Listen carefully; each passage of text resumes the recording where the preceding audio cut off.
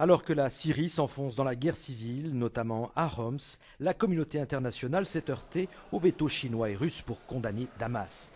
L'Europe pourrait-elle prendre des initiatives? Entretien croisé avec deux eurodéputés, le portugais Mario David, le président de la délégation du Parlement au Machrek, et Takis Hadji Georgiou, le député chypriote, membre de la gauche unitaire européenne.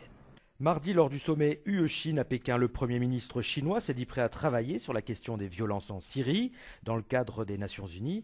Est-ce pour vous un revirement ou une manœuvre dilatoire? I think that China, at the end, will follow what the majority of the countries will decide, but they will wait a bit more. Je crois que c'est une manœuvre dilatoire, malheureusement.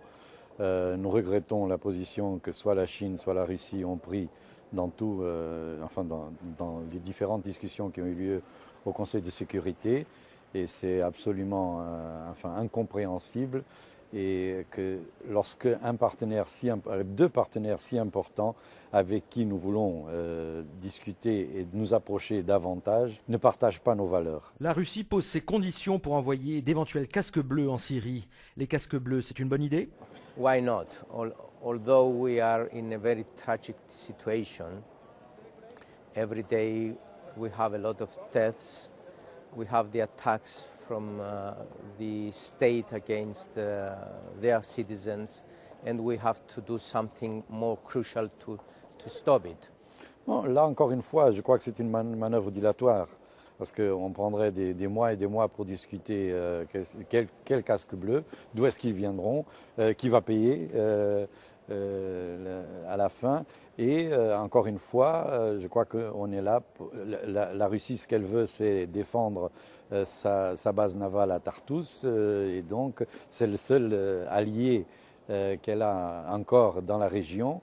Et donc, je crois là aussi, c'est une manœuvre dilatoire. Le rôle de la Ligue arabe a-t-il montré ses limites ou bien la Ligue reste-t-elle un partenaire incontournable? I think that they do what they can do. You see, we have to face the reality, and the reality says that it's not easy to intervene in another country. And the Arab League, I think that they did what they could do till now.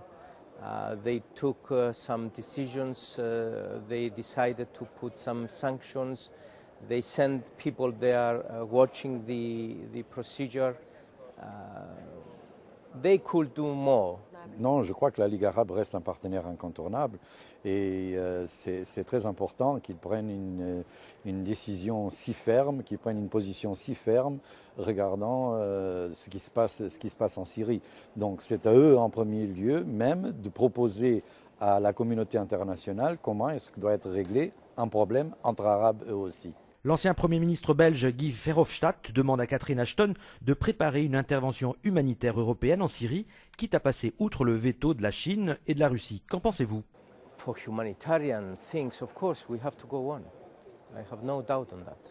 Ben, encore une fois, ça doit être la Ligue arabe, ça doit être le crescent, comment est-ce qu'on dit ça, le crescent rouge, qui devait piloter tout l'aide. Ce que nous ne pouvons pas, effectivement, c'est continuer d'assister au carnage qui se passe ces jours-ci en Syrie.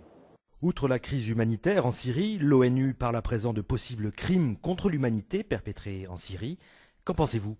We have to see the reality, and the reality in the world we live today is very, very difficult to manage. And although in Syria we are facing all these tragic events, you see that the countries, according to their own interest, they don't do rapidly and at the time we have to, what they have to do. This is what happens, not only in Syria, all over the world. Là, je crois qu'il n'y a pas de doute, effectivement, et malheureusement, ce que nous témoignons, le carnage dont on parlait, c'est effectivement un crime contre l'humanité. Il n'y a pas moyen de l'appeler d'une autre façon, et donc il faudrait en tirer les conséquences.